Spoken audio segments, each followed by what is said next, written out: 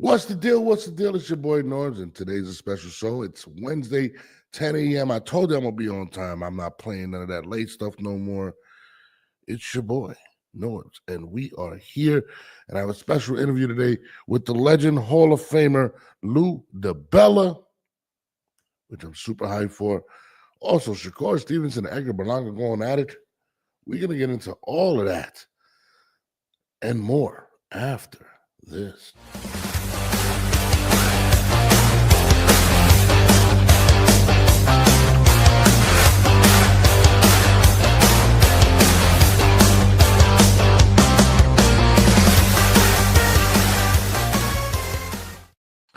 What's up, y'all? What it is. Super excited today. I have the legend, Lou Dibella, joining me live, from Dibella Promotions. If y'all don't know, the man is a legend, is producer, executive, promoter, monumental in supporting women, has a great roster, outspoken, everything that I love about an interview. So I'm super geeked. I am waiting for my co-hosts, Christine and Jamel today, but even so, we're going to move forward until they come on. Having said that, I mean, what is going on, y'all? Boxing is back.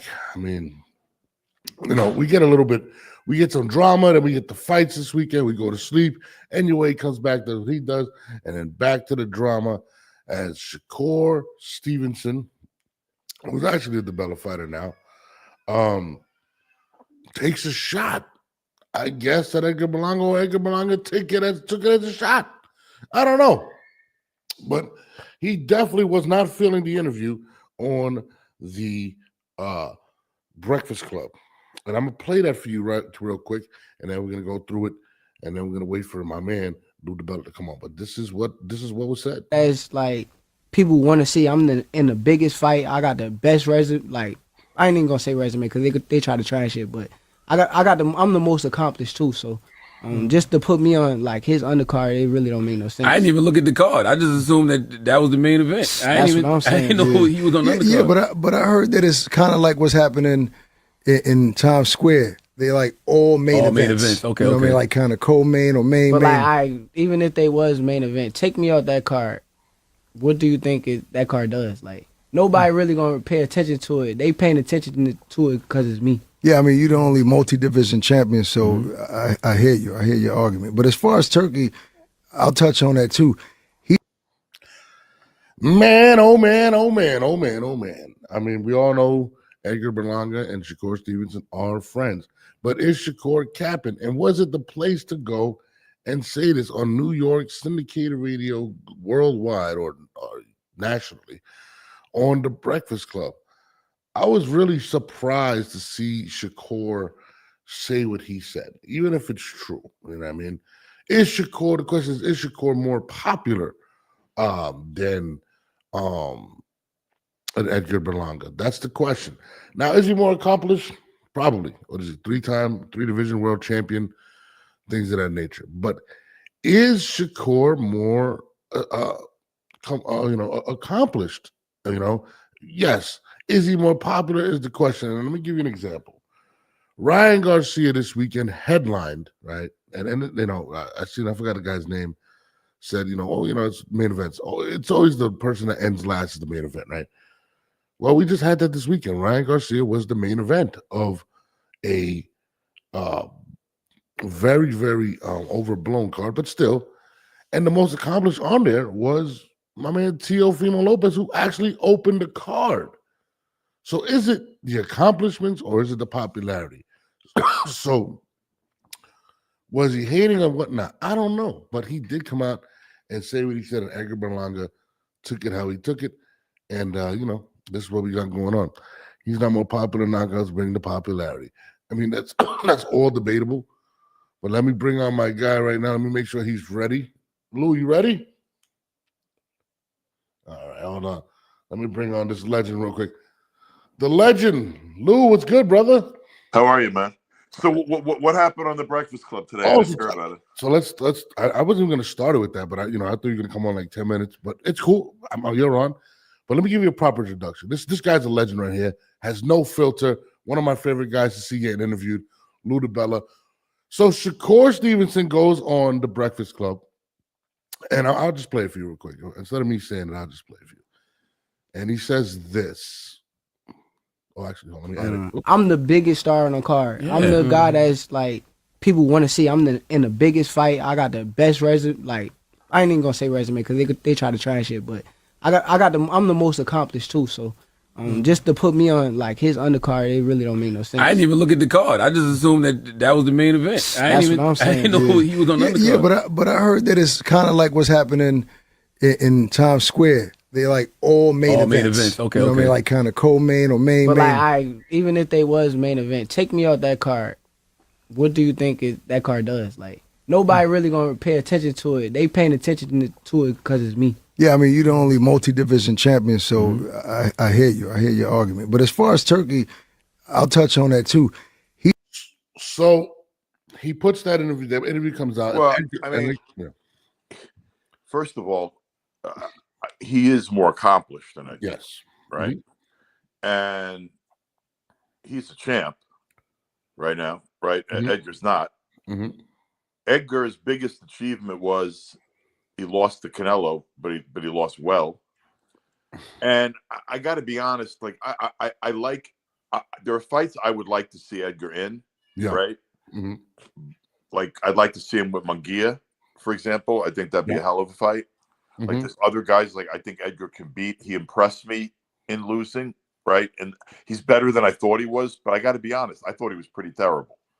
And do I think he's really I don't understand why he's the main event unless Berlanga had some deal that made him the main event, you know, in his next fight, like a comeback in a main event. I don't know. Do I think it's I get why I'd be peeved if I was Shakur Stevenson a little bit, right? Like I think you would. I mean, just on ability and what you accomplished in your career, I probably would. I mean, if Edgar was more of a star, I'd give Edgar more of a point. I mean, I understand the Ryan Garcia part of things. Ryan Garcia's got 8 gazillion followers on social media. Like, I mean, look, I actually think Jake Paul would have showed up the other night and thrown down more than William Skull did. So I'm not going to badmouth Jake Paul today because the other night I was thinking to myself, I wish Jake Paul was in there right now, which is funny as hell for me to be thinking. But I was thinking that. But Jake Paul's got 8 gazillion followers, and Jake Paul's getting paid gazillions of dollars in headlining shows, fighting Mike Tyson on Netflix. I mean, dude, it's not because anyone think it's not because he's a great fighter. It's because of who follows him. It's because of how big. But I don't think Berlanga is Jake Paul, and I don't think Berlanga is Ryan Garcia. I don't think Berlanga has that kind of following. I don't really get it. I mean, I don't really get it. And by the way, Shakur, forget about Shakur. Who's Berlanga fighting? Hamza Shariz. Okay. I mean, maybe part of the reason is because that's Turkey's guy. No, it's not about Turkey's guy. Let's face reality. What's the more important market for DAZN? England, the United States. What's the more important market for Turkey? What's the more right now? The United States or England. Now that could change over time. I mean, I think eventually, if boxing is really going to come back, I think Dana White is right when he says this. Yeah, America has to be emphasized to bring it back. But right now, Shiraz, you know, the other dude is a star in England. England's a bigger market than the U.S. I mean, it just sold 70. That being said, isn't it also disrespectful a little bit to Zepeda? Like, I mean, Zepeda is like a real dude, and Zepeda earned his way to where he is too. I mean, it's like I think the Stevenson Zepeda fight's a more important fight. Yeah, it's a more asked for fight. It's been asked for a long time. It's more important fight. So that being said, do I feel Shakur on this one? Yeah, I do, because I sort of think he's the more accomplished guy. He's in the in my mind, the more significant fight. Yeah. I think particularly coming off of the card in Times Square where you had the only guy that really kept his value where it was Teofimo. Yeah. And sort of everybody else had a hard night, right? Yeah. It's a great opportunity to pay to fight for Shakur to say this is who I am. And by the way, if Shakur can go out there not only and beat Cepeda, but if Shakur can go out there and entertain people, then he has a huge opportunity on that night. And that's the biggest question, because and the last time I saw Shakur really beat Shakur was against probably Jamel Herring, where I thought he was amazing. I mean, I got it. I mean, the last fight, here's the problem, bro. All right, here's the problem. I actually was a little bit pissed off when I watched. I'm going all over the place here, but I'm getting. That's all right. When I watched Canelo the other night, I was watching the fight, and so infuriated me because he wasn't trying to fight, and he made it impossible for Canelo to look good, really. But Canelo also, Canelo's not going to put himself at risk or sell out to look good. He's just going to go out there and do his thing. And it's also, I mean, you were getting bored. I was bored. I turned it off. I mean, I couldn't help myself from talking about being bored. But Canelo was as bored or more bored than anybody. Yeah. And the first thing Canelo said after the fight basically was, this fight was boring. It was a shit fight. And I don't like fighting these kind of fights. And I somewhat believe that. I think Shakur is so skilled that when you put Shakur against the guy that doesn't really want to sell out and get knocked out and go after him big time, when he's in a guy that's totally overmatched and is more, just trying to get through the 12 rounds, it's not that easy for the fighter to turn it on and look as good as they're going to do. And it's easy for us to criticize. But most of these fights where we were being put to sleep with Shakur, and there were fights that we were being put to sleep with Shakur, it wasn't like Shakur wasn't dominating. It wasn't like Shakur was in danger. It wasn't like the other guy was winning. I mean, I got to be honest. I think you go to a lot of people who are the same people that criticize Shakur, and you give them a bag of money, and you ask them who fought the other night that for certain is going to beat Shakur. I don't know. I don't know how many bags of money would be going against Shakur. No, absolutely. I think with Shakur though, like I said, my favorite performance from was the Jamel Herring. After it came out that his hands were injured, it seemed like he was more precautious in regards to being more offensive. He just was defensive in my opinion. Well, look, I mean, there's a lot. I don't know how bad his hands are hurt. I don't know. Maybe that's part of it. Look, there's no question that Paulie Malignaggi breaking his hand 6 or 7 times affected how he threw his punches and fought. I mean, but every fighter has their disadvantages physically as well as in other ways, skill wise. Adjustment is what makes for a great fighter. Look, I'm after what I saw the other night, I'm more excited to see matchups that involve Shakur and these guys because let's face reality, man. Nobody last weekend who fought on Friday or Saturday threw a shitload of punches. Nobody. No. You didn't see punches thrown until you watched ESPN on Sunday night. Sunday night, yeah. Okay, people want to see punches. Yeah. Right? And as great as Shakur is, Shakur's also got to remember that. Right? And the other thing, too, is none of the other guys who fought on Friday night have a right to say another word right now to Shakur Stevenson about being boring until they're in a fucking barn burner. Absolutely. Right? Yeah. We agree on that, I think. Yeah. But let's get to Shakur. You ended up signing a promotional deal with him recently, right? No. I mean, that's false? No, it's false. I never said that. By the way, I never released a statement. I never said I did. I didn't even know that. No, I look. I have great respect for Shakur. I actually have made comments about some of his past fights not being so exciting. But as soon as people want to start saying he's overrated, he's this, he's that, no, motherfucker, he's not overrated. He's not overrated. Don't say Shakur Stevenson is overrated. He's a dominant amateur. Dominant international amateur. He's been a dominant pro. He doesn't really lose rounds. He's. You want to talk about technically sound fighter? He knows how to fight, man. Like he really knows how to fight. I mean, he's a danger to anyone he fights, and he's very, very, very, very, very hard to beat.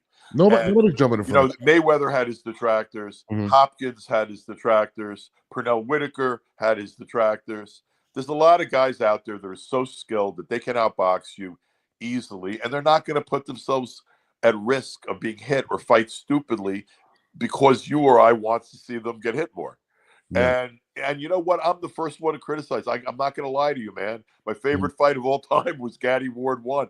The guys I most rooted for my whole life were fucking beasts. It's just I tended, however, if you can't respect the Pernell Whitaker, you don't know what you're watching, then you don't know boxing. If you can't respect what Hopkins did so many years when he wasn't getting hit, or what Andre Ward did, because he's another guy that gets undue criticism. Absolutely. Right? No one ever beat the motherfucker. There's a reason for that. Yeah. No one ever beat him. And he wasn't hiding from people. No one ever beat him. Yeah. Right? And again, I'll be honest with you. I love Ward. I respect him as a person, as a fighter. Part of the reason why the stuff came out about me working with Shakur is that I'm close to Shakur's team. James Prince is an old friend of mine, very many years. His lawyer, Josh Dubin, part of that team, is an old friend of mine, worked for me. I helped start him in he was a lawyer on his own, successful as a lawyer, but I really got him into the boxing business. And that was the thing. Right now it's unclear who's working with Shakur for his next fight, but I'm not out there saying I signed him, because I haven't. Yeah. But if he is free to work with me and he would like my help, and the fight's going to be in New York where I think I can help, I'd be happy to help if he's free to work with me. But right now that's not clear. I never signed anything. I did talk to his representatives about working with him on his next fight. I made it clear that I would enjoy doing that. I'd be happy to do that. It'd be an honor to do that. But I don't know where it stands right now. And it's crazy because when I seen it, I was like, oh, that's pretty dope, whatever. And I know he's chasing that. He wants that. Look, let's face realities. When Turkey's doing a card, being a promoter means something very different than it used to be. Oh, absolutely. When I was doing shows for Al Heyman, and when I was doing PBC stuff, and I worked my ass off to help build Brooklyn when I was working with PBC. I got a lot of shit from the same guys now that are acting like middlemen to Turkey, complaining that I was a middleman. And then they all got these exclusive deals and started bullying promoters like me. And we had to go to them. And then they told our fighters, well, why are you with him? They're a middleman. Well, guess what? You saw Friday night, every fucking promoter that had a fighter on that card was nothing more than a middleman. Yeah. And by the way, if Eddie's going to be Shakur's middleman, if he has a contract to be Shakur's middleman for that fight and help protect Shakur's interests on that card, and he has a contract, then I guess he's going to do it. But if he doesn't have a contract and they ask me to come there and help, with the judge, make sure the judges are the right judges, making sure that Shakur's back is protected, making sure that I'm working with the main promoter on the show, I think is Golden Boy, going to be Golden Boy on logistics in New York. I could do that as effectively as Eddie can, right? So, if I'm asked to do it and I'm free to do it, I'm going to certainly do it. That being said, Eddie said publicly that he had some deal with Turkey and that he's still working with Shakur on the fight. I'm not clear on what's going to happen. But if you look at what was online, people leaked stuff. I never said a word. No, I thought, and from what I was seeing, it said that was his last fight, and then they said he's with Lou. I was like, all right, Lou's my guy. If it was his last fight, indeed, and I'm called again, and they say, well, no, it was Eddie's last fight, and will you help us in New York? I would be thrilled to help them in New York. Any opportunity you ever get to work with a great fucking fighter, you take that opportunity. And I have worked with a lot of great fighters in my career. And, and the other thing, too, is a fighter's fighting in New York on somebody else's card against a fighter promoted by a strong promoter in Zepeda, particularly where Zepeda is more of a come forward, like it's like really a matador and a bull kind of fight a little bit. And sometimes you want to make sure that you don't get the wrong judges that always favor the bull. Like, I know how to protect a fighter's interest. How does that actually work? Look, dude, judges are appointed, and the fighter's camp gets an opportunity to comment on the judges. For example, if you're working with a fighter as a manager or a promoter, and that fighter is more of a boxer, more of a technically perfect fighter, a Pernell Whitaker, an Andre Ward, a Floyd Mayweather, you don't a judge that consistently has shown bias toward come forward aggressive fighters, you're going to complain about that judge. You're going to say for this fight, that judge is not the right judge. Here's why I say that. Look at the record. He's favored A, B, C, D, and E in these type of fights. There are opportunities to have judges changed with commissions, also with ratings organizations. Their fighters have the opportunity always. This is every fight. I'm not the only one that knows how to protect the fighter, right? But you have to do research on the judges. Here's another one. You have a fight that's involving a fighter that's a technically very good fighter, particularly if he's fighting somebody that's more of a strong come forward fighter. You want to know what the referee style is. You want to know. There's a lot of stuff you need to research. You want how many big fights has a particular judge judged. It's funny sometimes how totally inexperienced judges slip through the cracks, and then you see a weird score coming from a guy you never heard of, right? Yeah. So there's a lot of stuff this is just an illustration. I could give you a laundry list of 50 different ways that you got to have your fighters back. It sounds like a jury selection. That's what it sounds like right now. Well, it's not quite like that because you can't keep rejecting people or whatever. You don't have that many bites at the apple. Commissions and ratings organizations don't like, in a perfect world, to change the judges they originally appointed, but they do it if you can present a strong reason or a case. Okay. Now, back real quick on Shakur, real quick. I know you said you're interested in working with him. He's chasing that big fight versus Gervonta Davis. Yeah, but wouldn't you like to see that fight? I mean, seriously, I'd really like to see that fight. Actually, what do you believe are the chances of that actually happening? I think why not? I don't think it's a matter of economics too. Shakur's got to get in there and do right now. Here's the reality. I think that in a way, timing is really favoring Shakur right now. Zepeda is a real dude, and Zepeda earned the right to be in this level of fight. Yep. And Zepeda, he looked vulnerable against Tevin Farmer, but Tevin Farmer is a hell of a boxer, right? And he also fought a bunch of lefties in a row. Tevin Farmer was good preparation for a Shakur fight. He fought guys that should prepare him for Shakur. Yeah. Zepeda presents a challenge, but he also presents a perfect style for Shakur to make his point against. Shakur's going to fight a guy that's going to try to make it a pleasing fight. I think Shakur is the way more skilled guy, right? But Shakur's got to go out there and he's got to win. He's got to avoid getting hurt, fighting a guy that's a beast. Avoid getting in the line of fire. Look, he's really good at avoiding the line of fire. It's one of the things he does best. He's a great defensive fighter. He also has a lot of pressure on him, though, not to do what the guys just did on Friday night. He has a lot of pressure on him to entertain.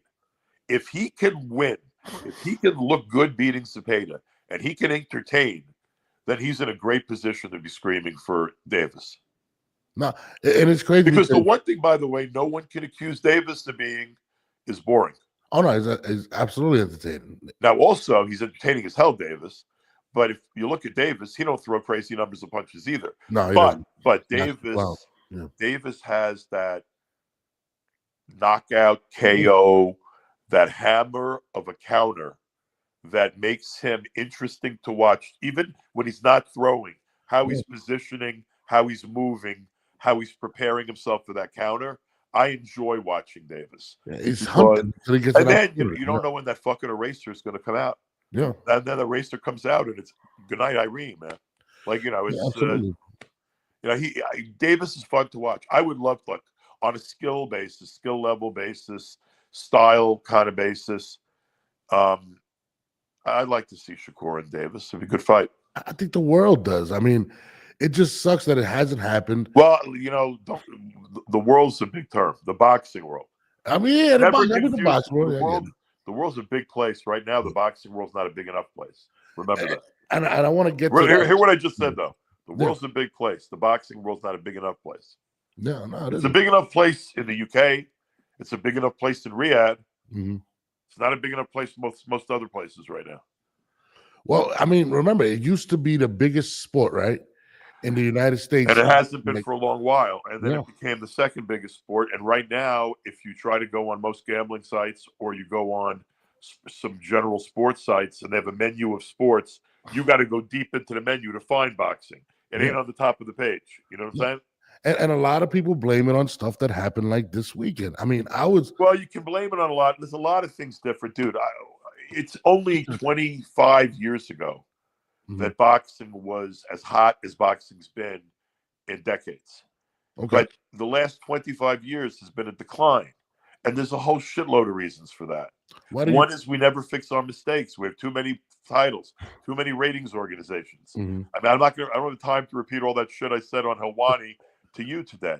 But there's a lot of reason that boxing's in the vulnerable state that allows a turkey to do a takeover, that allows people like me to believe TKO and Dana can come in and make a lot of noise that allows a Jake Paul to take over women's boxing when no other promoter or any other network or nobody else in the industry wanted to make the investment to wrap up women's boxing and create an overall product. You know, I mean, well, I actually think that the concentration Jake's putting on women right now. Let's see what he can do with it. If he can do something with it, like he's doing something, at least he's showing a concern and making an investment other people haven't made. No, absolutely. Now, I have this theory, right? Every sport kind of evolved, right? And every year... No, boxing doesn't. No, that's my point.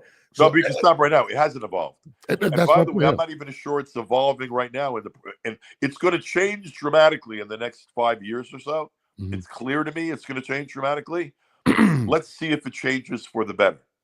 Well, that's what I was saying. Like with the NFL, right? NFL, it used to be more of a defensive league. There's a committee that comes together every year, which is the competition committee. Okay, stop. Come on, talk to me. Stop. We can't do that in boxing. Let me say. No, come on. Okay. We have zero governance in boxing. Why? Well, you have to start with the fact you don't have one fucking set of ratings, that you don't have one champion. You have fucking champion, interim, mega, whatever fucking 85 different ways of calling people a fucking champion. Why? Because there's nobody running it. It's Wild West. It's always been that. And if you're asking why, you're answering the question. You're answering the question, why do Dana and Nick Khan think they can change the whole thing? You know why? Who runs UFC? Pretty clear, right? Yeah, the Dana, right? The TKO. No, stop. Who makes the ratings? Who decides what the title fight is? Who runs the whole thing? You at least know it's being governed. You may not like Dana. You may disagree with Dana on shit. But you know that someone's running the UFC. Well, boxing, there is no UFC. And the problem is every time a promoter has been given some stupid output deal by somebody, giving them shitloads of money to spend exclusively, they've acted like they were capable of becoming the UFC. No, the UFC is a self-contained, it's a promotion in the sense of being its own universe. Yeah. Boxing doesn't have a universe. There's no sun in the middle of boxing's universe. There's nobody controlling the sport. It's a governless, there's no governor. There's no governance. State athletic commissions suck. They don't do their jobs. They're political appointees. They don't know shit about boxing. Yeah. And then you got the WBC world and the WBA world, the IBF world and the WBO world. And I have friends, by the way, who run some of those organizations. But I want to tell you something. They all know what I think, because I'll tell them to their face, I love you, but there's too many of you. You can't all exist. What is part of the problem? Yeah. And that's my other one. Thing. A lot of people, and I'm one of them, made a lot of money in the sport over the years. But whether we tried to make it better or we didn't try to make it better, we never worked together. We never made it better. So people got to shut their fucking mouths when change is coming, and don't act like everything's okay, because it's not. And don't act if you're an Eddie or you're a Frank or you're an Oscar or whatever, that you have no comprehension of why people think there's something wrong. You know. And you also know because you're allowing Turkey to come in and take control because he can. Because he can. He at least is trying to make the biggest fights. He's overpaying people and trying to do the right thing. But you know what? On Friday night, Turkey should have been pissed. If I'm Turkey right now, I'm pissed. Definitely was. He was definitely pissed. Because a lot of motherfuckers took advantage of him. Yeah. I thought I was watching Dancing with the Stars. Man, that's Dude, you know what? Sometimes in boxing, people make, I'm not going to say when I was at HBO, I never made an appearance fight. I never made a fight that was simply a platform for fighters to look good. What he was attempting to do last night was incent these guys to get to the biggest fights he wanted to make by putting them in some showcase fights. And they didn't showcase shit. They didn't showcase anything. They shat the bed for the most part. The only one, arguably, who really on that telecast on Friday night that really did their job was Teofimo. And by the way, I wouldn't say Teofimo lit it up. He didn't. He's better than that. I mean that as a compliment. I mean, he's a good fighter. Yeah. He's better than that. He could throw more punches than that, and he could be better than that. He wasn't super exciting either, but he tried. He did his job. He was the most effective. If you're going to look at that fight card and you're going to say, okay, who did their job? There's only one guy you could argue did his job, and that was Teofimo. And no one else did their jobs. Oh, and hold on. The Rolly did his job. Rolly did too. You got to. Rolly. And by the way, here's another one. The fight card was so boring in many ways that people aren't giving Rolly enough credit. Absolutely. Like, dude, I've criticized Rolly in the past because I never thought he was that good, and then the kid's done some foolish things and said some foolish things and whatever. But you want to look at how the kid's been fighting. The kid fought smart, man. The kid fought his ass off, and he fought smart. Was he super exciting? No, but he went in there with a guy that was much physically, he knew was physically stronger than he was, who was longer than he was, and he executed a plan, and he outboxed him.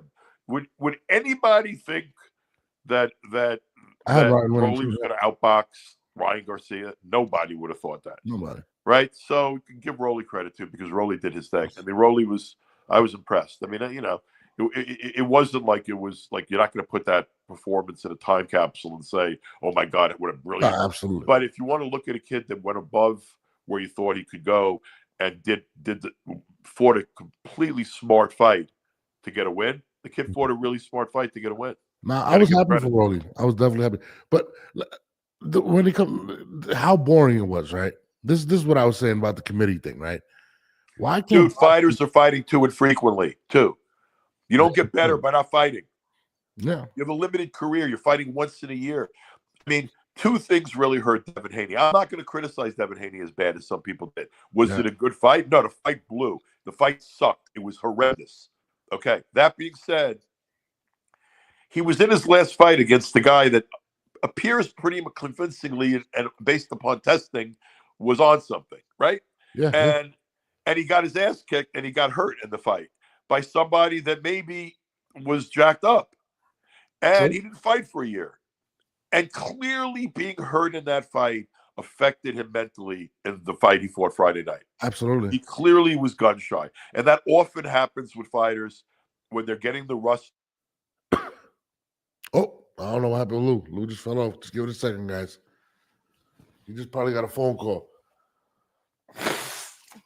Hold on, y'all. Waiting for Lou to come back on real quick. He was just getting into it. Oh, there he is. There's my guy. I think you had a phone call, right? No, well, I didn't take it, but I guess, someone calls my phone and it knocks you off. Yeah. So, you were saying? You were talking about the mental aspect of Devin Haney. No, it's not surprising that he was gun shy in that fight, but then it's also not surprising that, I mean, you don't fight for over a year. It doesn't help you in that situation. You're not getting sharper, but at the same time, you didn't clear your head in the ring. So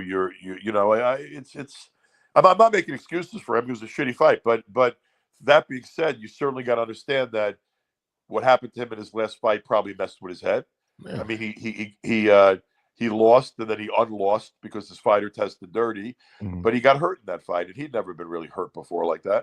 He'd never been taken down like that, and it's not the easiest thing in the world to, when you've had that kind of night, even though you don't have a 0, he still had that kind of night. And you saw that in the ring.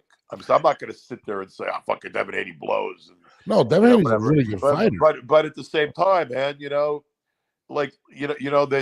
someone wants to punish Devin and Bill, let him watch that fight 3 times in a row. Yeah.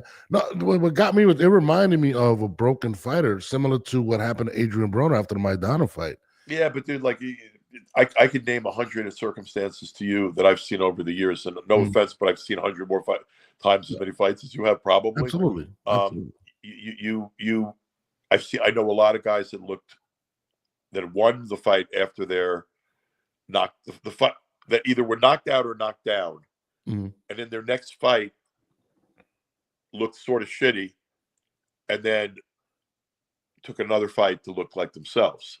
Now, in the past, I'll be honest, that being knocked out to that next fight to looking good, all of that happened in 1 year. Now, these motherfuckers are fighting once a year, a lot of them. I was wondering why he took so long to get in the ring. I mean, it was just kind of But they're crazy. all doing that. And part of the reason why is because these big shows with big opportunities to make gazillions of dollars don't happen 4 times a year. A smart fighter will adjust his schedule and make sure there's activity. And maybe, look, if a fighter's fighting 3 or 4 times a year, I'm going to forgive overmatched fight that in that year. Because if a guy says, I want to be in the ring, so I can't fight King Kong every 3rd month, every 4th month. If the guy fights a really top level guy and then fights another guy, maybe a younger guy, maybe an older guy, maybe a guy that's less threatening, and then he gets back in the ring and has another big fight, and those 3 fights happen in 1 year, that's a lot of activity for a good fighter right now, because right now fighters don't even fight twice a year for the most part. You see big name fighters fighting once a year, 3 times in 2 years. The only one we see is Canelo really doing that. He's the only one that's fighting at least twice a year. Well, he's basically if we really look at it, he is fighting twice a year, right? I mean, twice a year for the biggest stars is not uncommon. But I remember years when HBO was working with De La Hoya and Whitaker and guys like that they fought 4 times and 5 times and certainly 3 times. I don't think a fighter gets better, more popular, or I don't think, you made a comment earlier about the world wants, the world cares. The world doesn't care about a guy the world doesn't see. It's true. So if you ain't fighting, no one gives a fuck about you. Yeah. It's right? True. Yeah. And people lose sight of that. And I always hear people say there's a guy out there, Steve Kemp, constantly criticizes how infrequently fighters fight. And a lot of people I'm sick of hearing you talk about how infrequently fighters fight. Yeah, but he's right. He's right.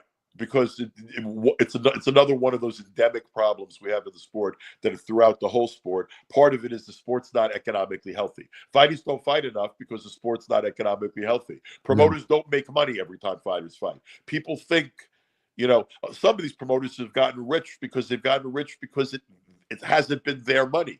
People are getting rich off of Turkey.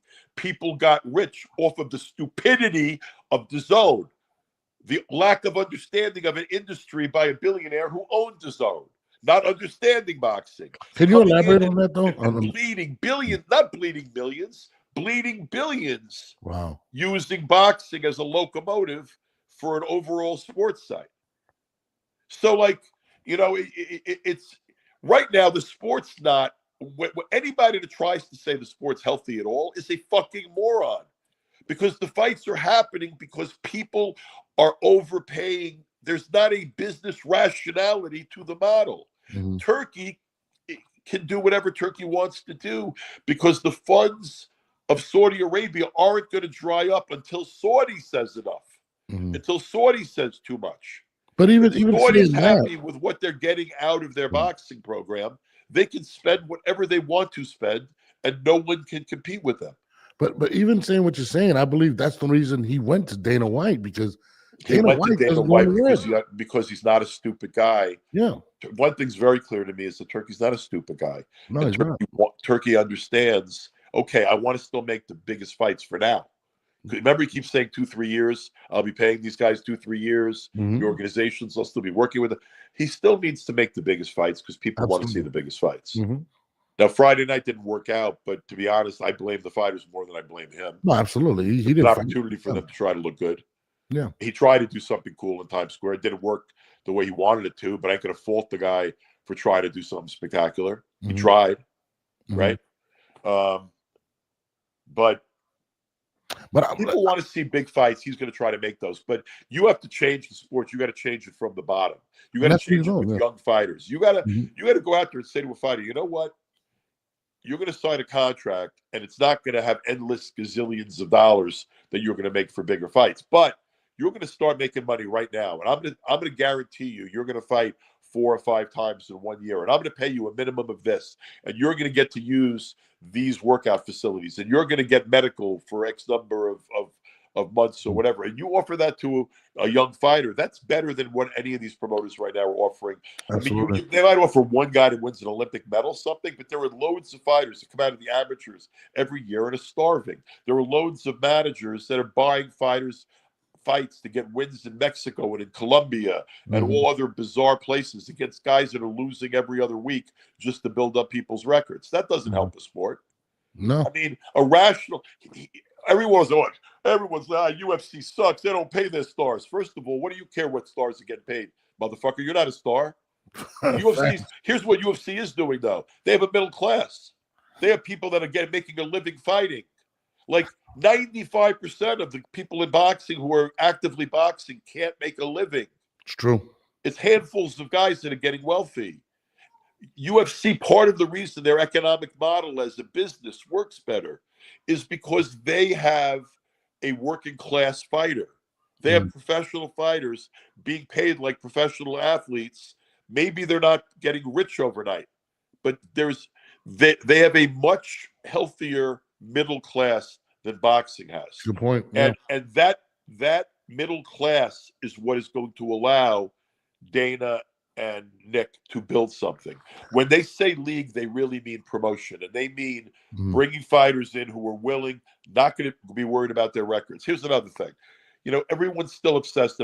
Dude, there are more undefeated bums in boxing than in any other sport. You can't go to another sport and fight undefeated teams or undefeated who suck. Okay, I can send the ham sandwich to Mexico 13 times and get that ham sandwich to 13-0. I'm not kidding. No, you're right. You're right. And I've done it. Everyone's done it. Or signed the kid, and the kid's not much, and so you're sitting there matching him effectively, and all of a sudden you got a 13-0, piece of meatloaf. Yeah. No, you're right. I don't want to insult anyone, but it's true. Yeah. And part of the reason it's able to be done is because no one governs boxing. Go watch a UFC show and try to find the person that looks like a cripple fighting a really good MMA athlete. You know what? I'm going to give Dana great props for the fact that I've never seen that.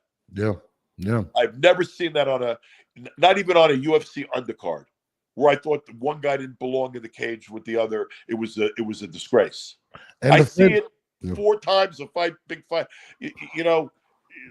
I was happy the other night. I was actually in Vegas for the Inoue fight, and props to the matchmakers at Top Rank, because I watched the show where I wasn't offended by any fight. Like, not only you saw the 2 fights, I saw the undercard too. I was there, right? But it was like a good, well-matched show. That's not something that happens enough in boxing, and it's not. And it's funny because that's the thing I've been preaching about the Dana White situation is organization. People are getting more opportunities, fighting 3-4 times a year. I know a lot of boxers that can barely get on the show, and when they do, they're making pennies. Yeah, because let me ask you a question. Do you understand that a promoter, all these assholes that think that if someone calls himself a promoter, they're making loads of money? In the course of my 25 years being a promoter, I've known more promoters to go out of business, lose their family money, lose their own money, bust themselves, work for free, than I've seen promoters make money.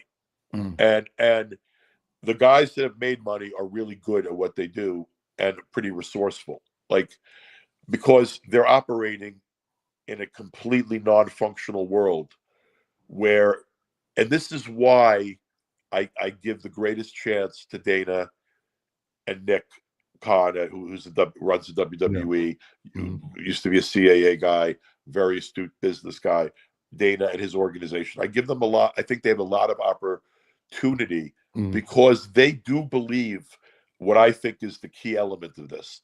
The key element of this is boxing can never fix itself without tearing down a lot of its present structure. Absolutely. Yeah. And everybody else is trying to convince you. Eddie's still trying to convince you. Oscar's still trying to convince you. Frank is trying to convince you.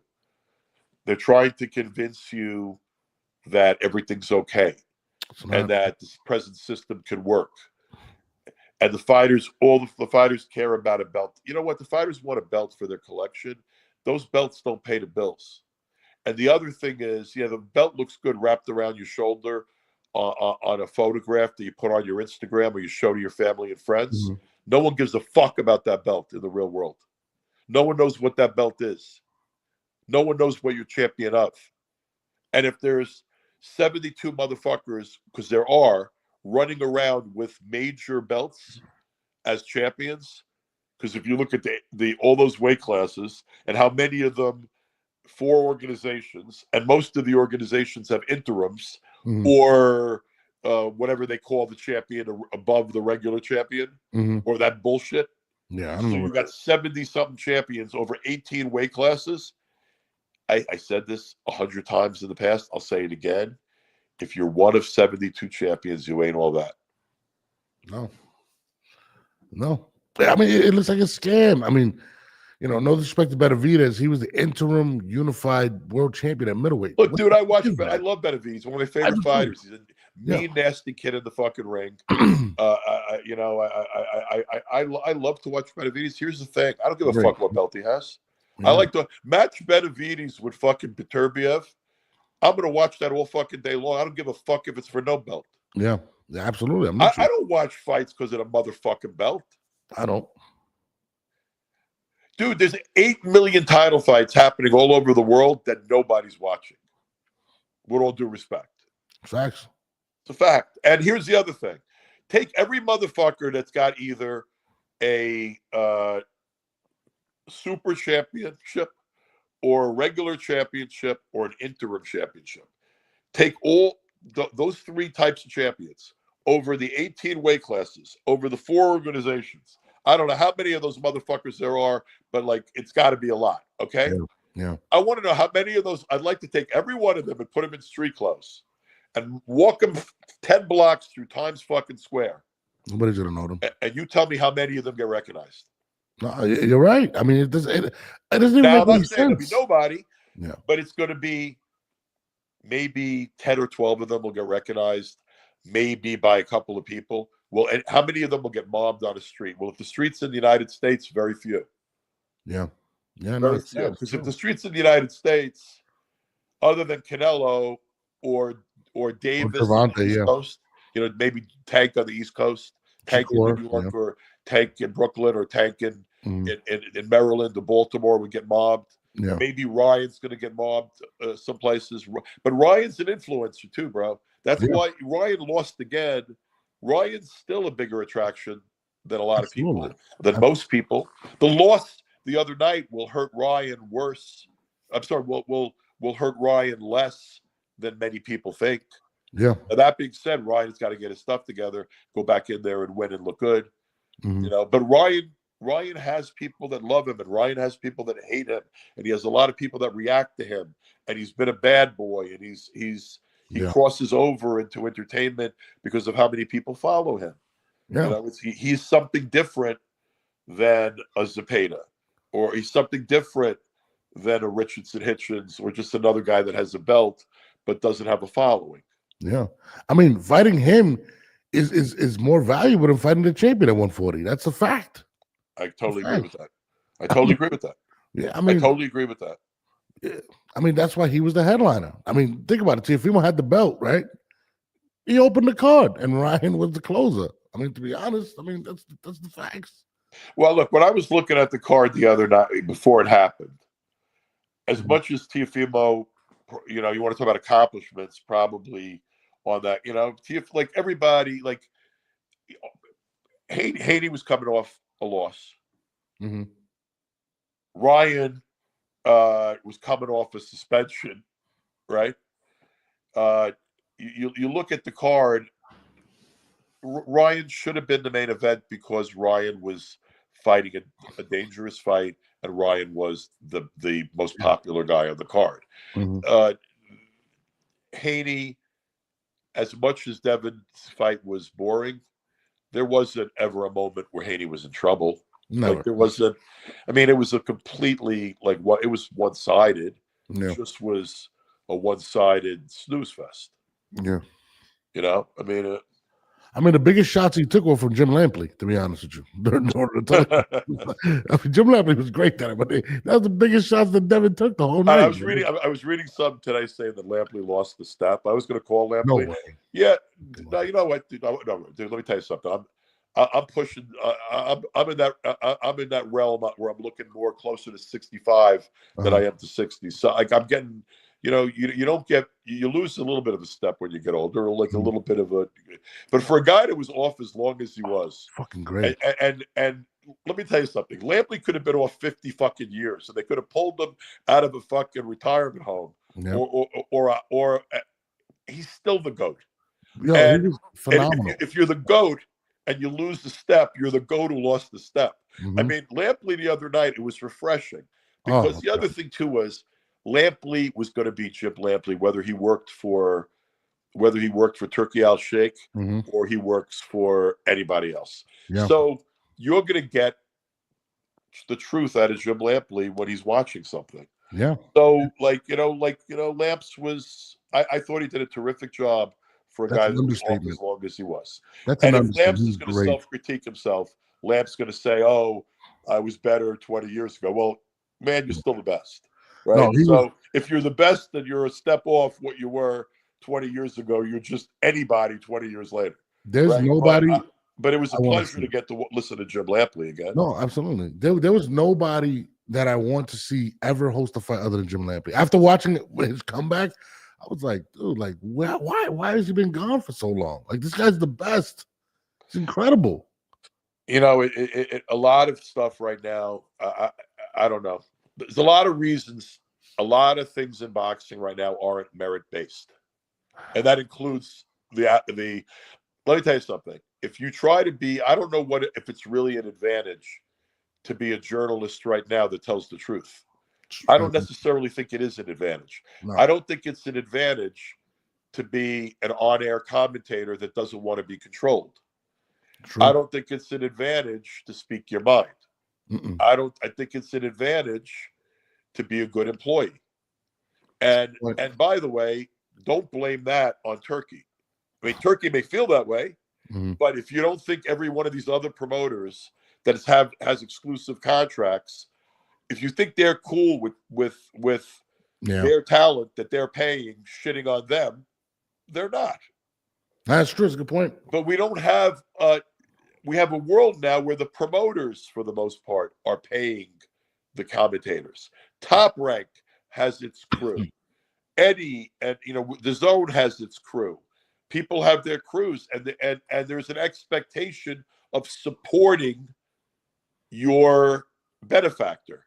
I call it buffing, but yeah, I'm with you. All right, that wasn't I want to tell you something. In the old days of the 90s and 2000s, and Showtime and HBO, and you had a lot more critique, right?